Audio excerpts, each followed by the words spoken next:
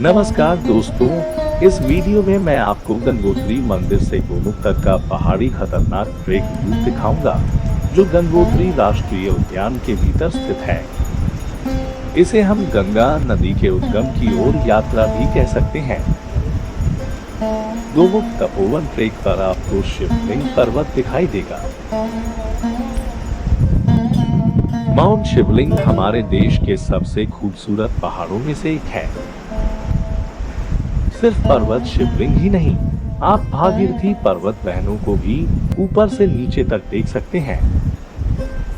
कभी कभी हम सोचते हैं कि भागीरथी पर्वत बहनें पर्वत शिवलिंग से भी अधिक भव्य हैं, क्योंकि ये तीनों मिलकर एक विशाल पर्वत की दीवार बनाती है।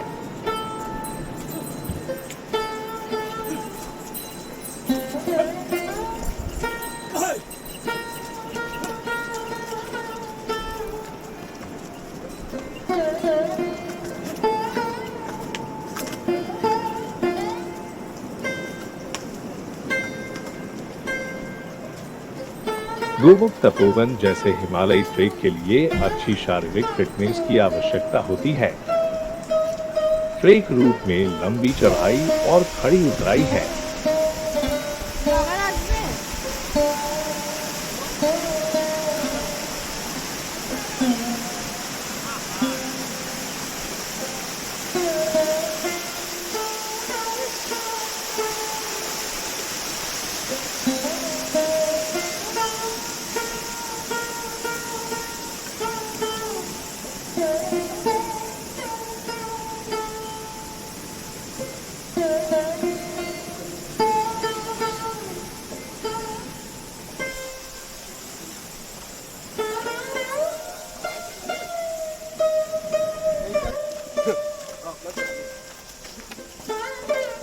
गोमुख ट्रेक शुरू करने से पहले सभी को शारीरिक फिटनेस और पर्वतारोहण के लिए फिटनेस सर्टिफिकेट लेना चाहिए।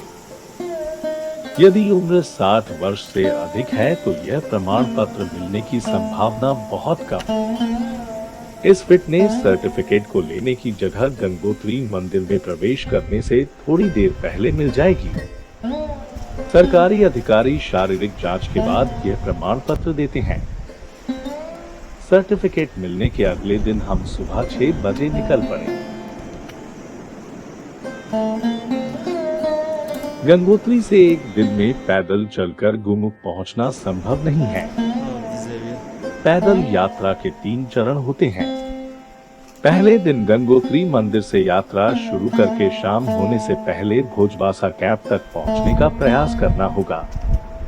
बहुत से लोग एक दिन में बिना घोड़े के भोजबासा कैंप तक इतनी लंबी दूरी तय नहीं कर पाते। वे बीच में चिरबासा कैंप में रात बिताते हैं और अगले दिन फिर भोजबासा कैंप के लिए निकल पड़ते हैं। भोजबासा कैंप में आराम करने के बाद हमें फिर से 5 किलोमीटर दूर गोमुख की ओर जाना है।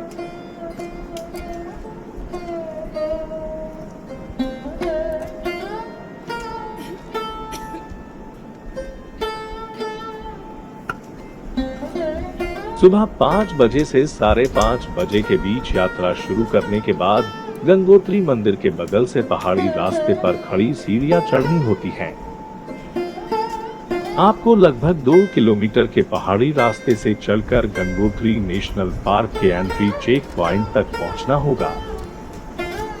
यहां नेशनल पार्क में प्रवेश के लिए आपको प्रवेश शुल्क देना होगा। गंगोत्री नेशनल पार्क में 3 दिन रुकने के लिए भारतीय नागरिकों को 150 रुपए चुकाने पड़ते हैं और विदेशियों को 3 दिन के लिए 600 रुपए चुकाने पड़ते हैं। गंगोत्री नेशनल पार्क में 3 दिन से ज्यादा रुकने के लिए भारतीयों को हर दिन के लिए 50 रुपए और विदेशियों को 250 रुपए अतिरिक्त देने होंगे। यहाँ नेशनल पार्क के गार्ड हर किसी के बैग की जांच करते हैं और लिखते हैं कि कितने प्लास्टिक बैग या प्लास्टिक में पैक किया गया खाना ले जाया जा रहा है, क्योंकि नेशनल पार्क से लौटते वक्त उन्हें वो प्लास्टिक की चीजें वापस लानी पड़ती हैं। अन्यथा गंगोत्री नेशनल पार्क में प्लास्टिक प्रदूषण पर जुर्माना देना होगा। गौमुख का यह ट्रेक मार्ग अविश्वसनीय रूप से सुंदर गंगोत्री राष्ट्रीय उद्यान से होकर गुजरता है,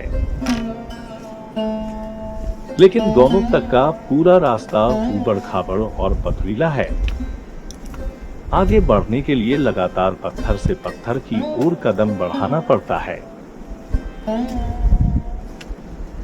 कई जगहों पर आपको सड़क के किनारे सरकारी बोर्ड दिखाई देंगे जिन पर लिखा होगा, ये भूस्खलन की आशंका वाला क्षेत्र है, सावधानी से गुजरें।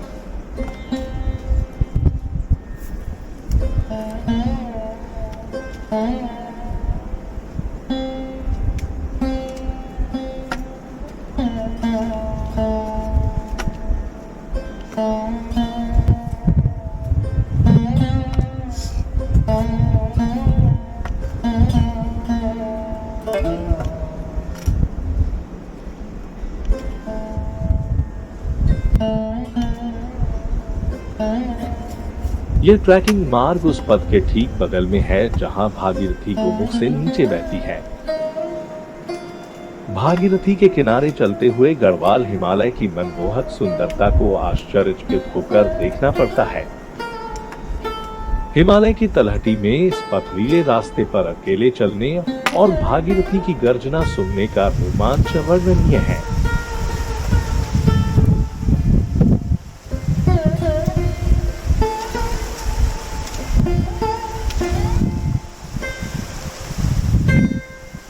गोमुख के रास्ते में पहाड़ से गिरी हुई सभी विशाल चट्टानों के बीच सावधानी से आगे बढ़ना होता है।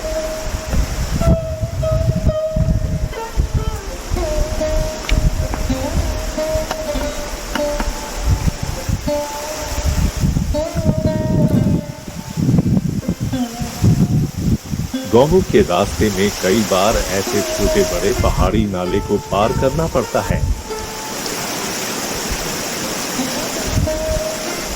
इन पिघलते ग्लेशियरों की जलधाराएं गढ़वाल हिमालय के विभिन्न पर्वतों की चोटियों से नीचे आकर भागीरथी की मुख्य धारा से मिलती हैं। ये तेज धाराएं भागीरथी नदी को और अधिक शक्तिशाली बनाती हैं।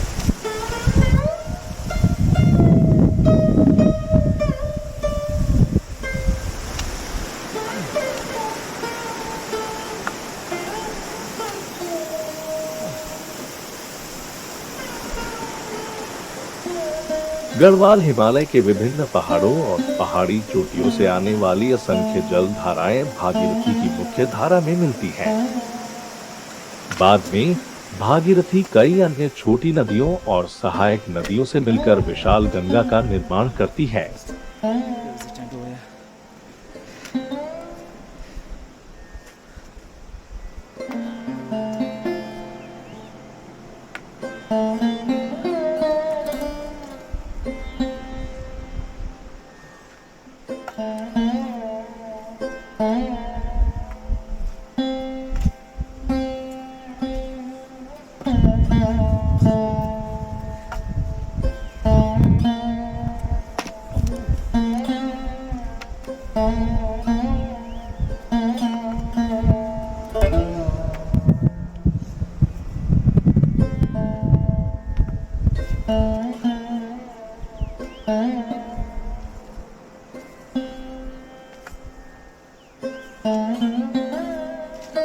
गोमुख के रास्ते में यह स्थान सबसे रोमांचक है।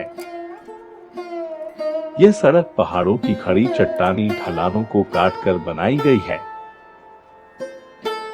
इस जगह पर एक शांत भय का एहसास होता है। ऊंचाई से डरने वाले व्यक्ति को यहाँ खड़ी पहाड़ी से नीचे गिरती हुई भागीरथी को देखकर डर लग सकता है।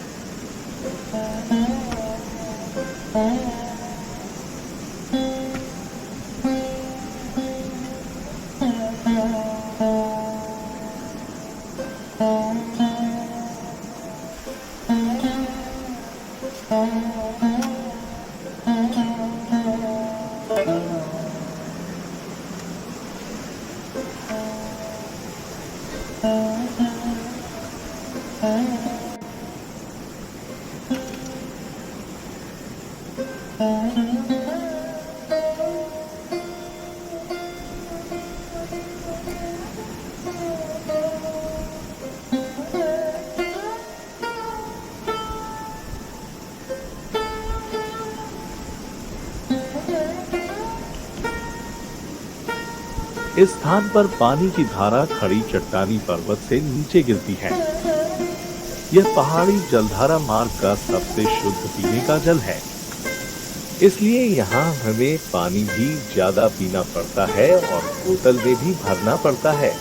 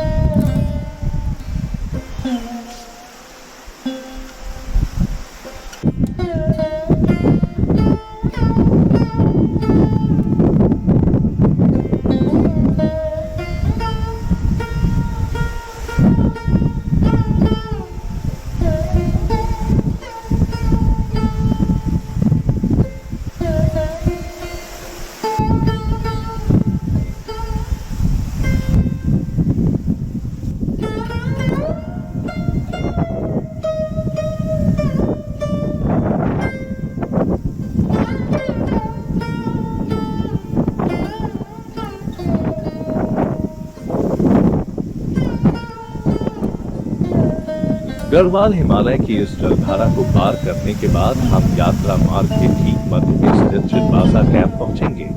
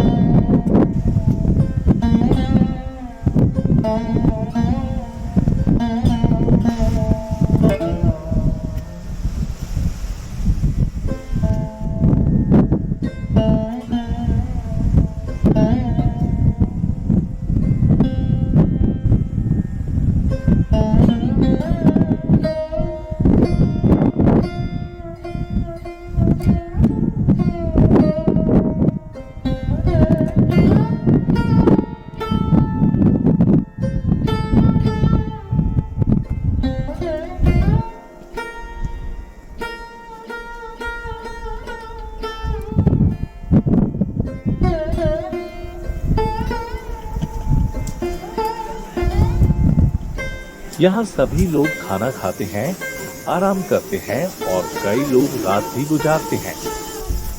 वहाँ पीने के पानी का पाइप, छोटा शौचालय और कुछ चाय नाश्ते की दुकानें हैं। इन दुकानों में चाय, coffee, paratha, noodles, biscuit, juice उपलब्ध है।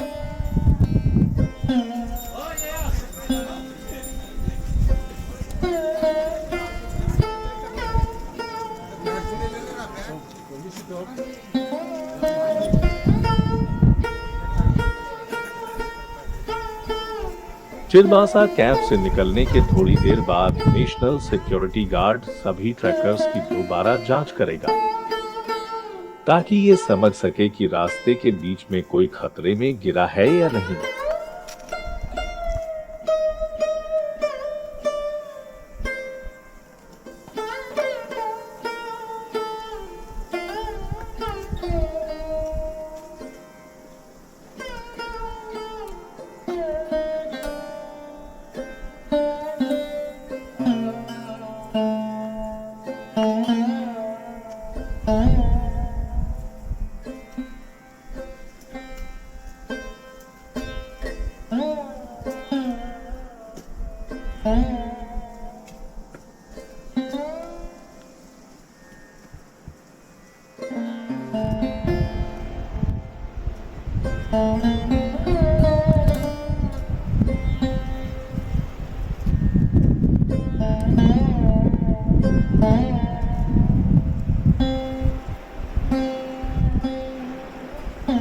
चिलबासा और भोजबासा के बीच कई ऐसी 45 डिग्री की खड़ी नरम मिट्टी वाली सड़कें हैं जिनसे गुजरना मुझे सबसे कठिन लगा।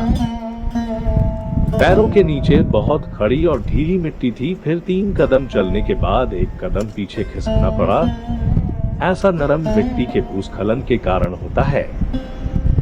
यहीं पर मैं थोड़ा डर गया था। मुझे ऐसा लग रहा था जैसे मैं फिसल जाऊंगी।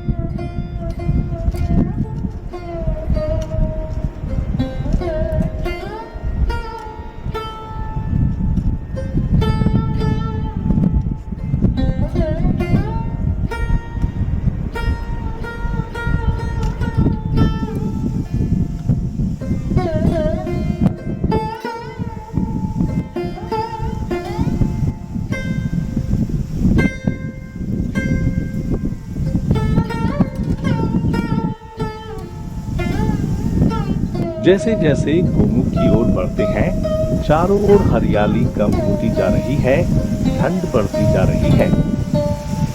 शाम करीब आ रही है और मैं अभी भी भोजबासा कैंप से कुछ किलोमीटर दूर हूँ। पहाड़ पर अंधेरा बहुत तेजी से आता है।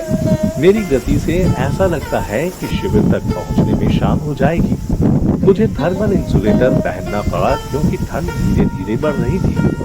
मेरे कैमरे की बैटरी खत्म हो रही थी। पावर बैंक कल शूट करने की आखिरी उम्मीद है। आज गंगोत्री नेशनल पार्क से अलविदा लेते हुए कल सुबह मिलते हैं जब मैं गोमुख यात्रा शुरू करूंगा। बिना किसी मार्गदर्शक के सुबह सुबह गोमुख की ओर यात्रा शुरू करके मैंने बहुत बड़ी गलती की है।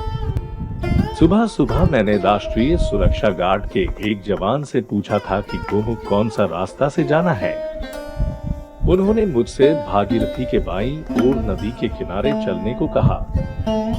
फिर मेरे साथ जो हुआ वो भयानक था। कुछ देर बाद कोई सड़क नहीं था।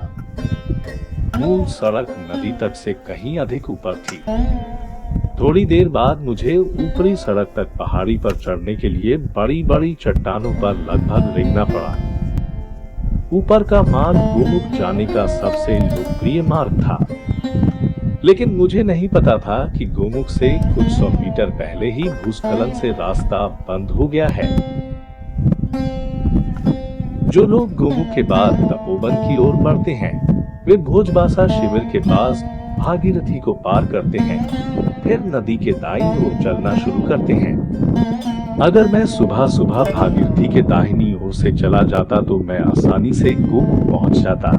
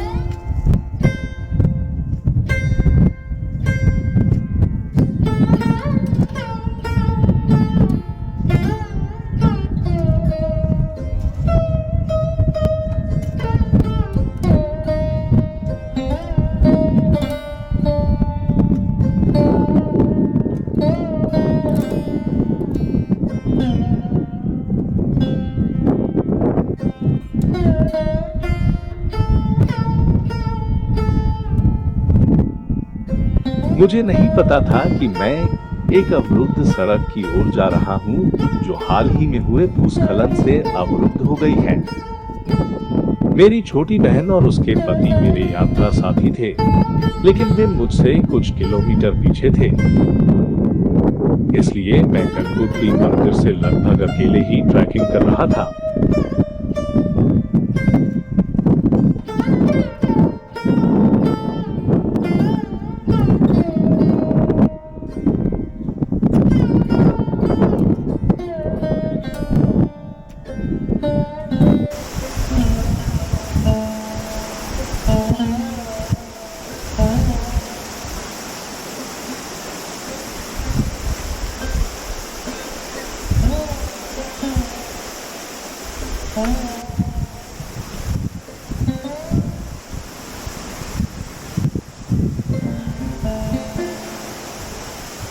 अब मैं इस गलत मान रहित सड़क पर आकर थोड़ा परेशान होने लगा था। अगर मैं किसी खतरे में हूँ तो किसी को पता नहीं चलेगा। यदि मैं भोजबासा कैंप में वापस जाता और वहां से भागीरथी को पार करके गोमुख के रास्ते में नदी के दाहिने किनारे पर जाता, तो मैं रात तक गंगोत्री नहीं लौट पाता। फिर मुझे दोबारा भोजबासा कैंप में रात गुजारना पड़ेगा। इस स्थिति में हमारा पूरा ट्रेक योजना गड़बड़ हो जाता।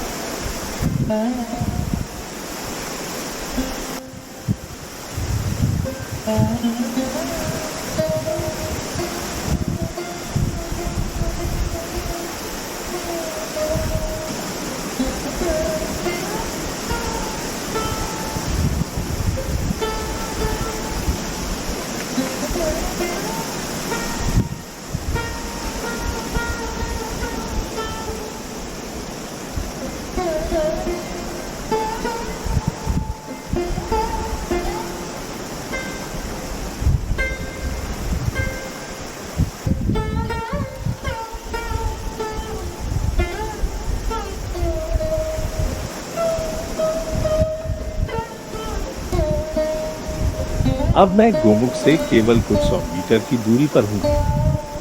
यहाँ से भागीरथी के उस पार तपोवन जाने का रास्ता साफ दिखाई देता है, लेकिन पिघलते हिमवाह से आ रही पानी की इस धारा को पार करना मेरे लिए संभव नहीं है। इस पानी में अपने कपड़े और जूते गीले करने से मुझे हाइपोथर्मिया हो जाएगा, जो इस उजाड़ जगह में घातक हो सकता है। इस यात्रा में मुझे गोमुख को दूर से देखना पड़ेगा। कई बार प्रयास करने पर भी मैं भूस्खलन क्षेत्र को पार नहीं कर सका। जितनी बार मैं नरम मिट्टी और हिलती चट्टानों पर कदम रखने की कोशिश किया, मैं पानी की ओर लुढ़क जा रहा था। गलत रास्ते पर आ जाने के कारण मुझे गोमुख से कुछ दूरी पहले ही रुकना पड़ा। यहाँ से मैं इस असफल गोमुख यात्रा को पूरा कर वापस भोजबासा कैंप जा रहा हूँ। मुझे दोपहर तक भोजबासा शिविर छोड़ना होगा, अन्यथा रात में गंगोत्री मंदिर तक उतरने में बहुत देर हो जाएगी।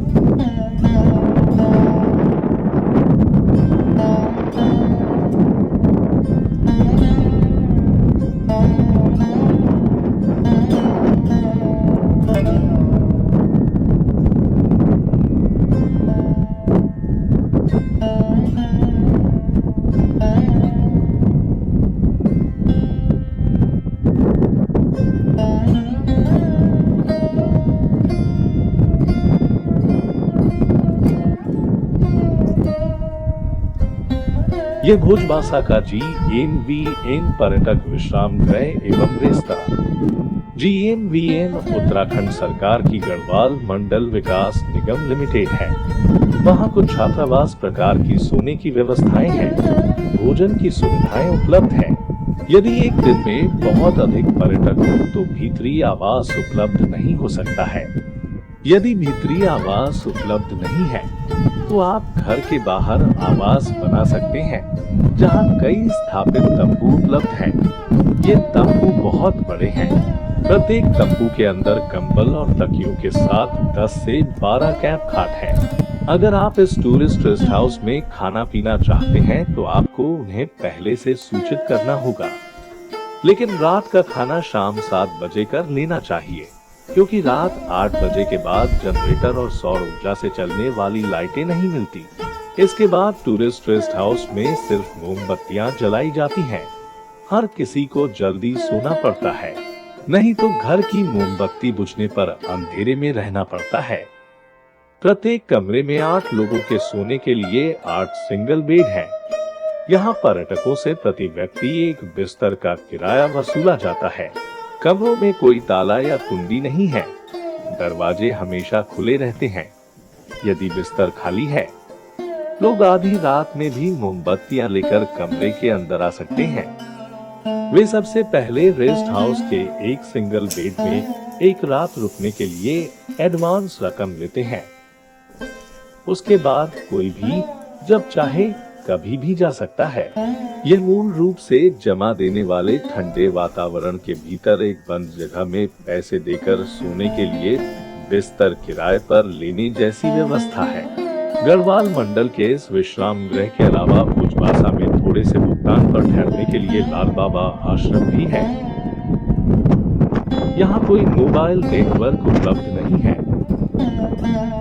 अब दोपहर हो जाने के कारण कोई भी भोजपासा से वापस गंगोत्री नहीं लौटेगा। मेरी बहन और उसके पति थके हुए थे और पहले ही घोड़े पर सवार होकर गंगोत्री के लिए निकल चुके थे। अब मुझे अकेले ही वापस जाना होगा, क्योंकि मैंने किसी और को नीचे जाते नहीं देखा। आशा है कि मैं रात 8 बजे तक गंगोत्री मंदिर पहुंच सकूंगा। यहाँ हम गंगोत्री राष्ट्रीय उद्यान की अपनी यात्रा के 360 डिग्री वीडियो को समाप्त करते हैं। यह वीडियो इंग्लिश और बांग्ला में भी जारी किया जाएगा।